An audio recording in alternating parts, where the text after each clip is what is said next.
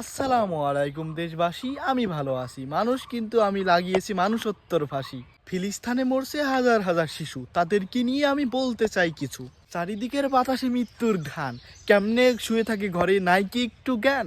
Boycott Israel, ফিরি ফিরি ফিলিস্তান, ওইটা দেশ নয়, হয়ে গিয়েছে কবরস্থান। কাপড়ের অভাব কেমনে দিবে কাফন, বাবা হয়ে সন্তানকে দিচ্ছে এখন দাফন।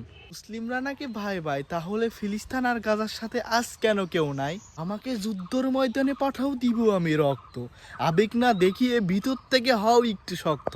তাদের আত্মনাদ দেখে কেঁপে ওঠে কলিজা ফ্যাপসা, তাদের দুহাই দিয়ে বাঙালিরা করছে এখন ব্যবসা। উদাত্ত শিশু মুখে নাই খাবার, তাদের জন্য কিছু করুন বলছি আমি আবার। তাদের দুহাই দিয়ে বিকাশ নাম্বার দিয়ে তাদের টাকা খায়েন না গো মেরে, না হলে কেয়ামতের ময়দানে আপনার কাছে ফেরাউন নমরুদও যাবে হেরে। মুসলিমদের প্রতি এত অন্যায় অবিচার কেন করছেন না প্রতিবাদ? একবার ভেবে দেখেছেন মৃত্যুর পরে কি দিবেন জবাব?